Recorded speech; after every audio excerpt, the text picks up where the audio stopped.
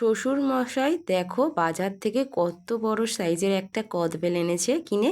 এইটা আজকে মাখা করব, অনেক দিন পরে এনেছে। আর এবছরের সিজনে এই প্রথম, ঠিক আছে। আর কদবেলটা পুরো গাছ পাকা, দেখো দেখেই তোমরা বুঝতে পারবে, মানে এত সুন্দর না সেন্ট বার হচ্ছিল যখন ভাঙছিলাম, খুব সুন্দর সেন্ট বার হচ্ছিল। আর পেকে পুরো একদম দেখো কি সুন্দর হয়ে গেছে। এটাকে আজ ভালো করে মাখা করব, করে খাবো। দেখো এই দেখো কতটা হয়েছে, মানে হাফ নিয়েছিলাম আর হাফ রেখে দিয়েছি চাটনি করব বলে।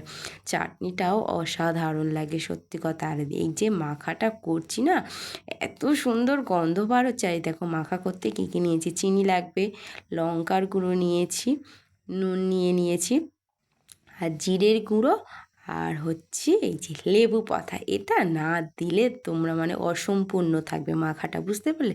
এটা দিলে মানে কদবেল মাখাটার টেস্টটাই আলাদা হয়ে যাবে, অসাধারণ খেতে লাগবে। আর এই যে কাঁচা লঙ্কা, এর তো একটা ফ্লেভার আছে আর গন্ধও আছে, এটা তো দিতেই হবে, ঠিক আছে। না দিলে এগুলো অসম্পূর্ণ থেকে যাবে। এইবারে সব মশলাগুলো একে একে দিয়ে দিলাম, আর কাঁচা লঙ্কাটা নুন দিয়ে মেরে নেব, তাহলে কাঁচা লঙ্কার গন্ধটাও ভালো বার হবে আর খুব সুন্দর টেস্ট আসবে। এই যার ঝালটাও হবে। দেখো একে একে সব মশলাগুলো দিয়ে দিয়েছি, এবারে ভালো করে হাত দিয়ে মেখে নেবো। চামচ দিয়ে মাখলে ততটা ভালো হবে না। আর লেবু পাতাটা সবার লাস্টেই দিয়ে দিলাম।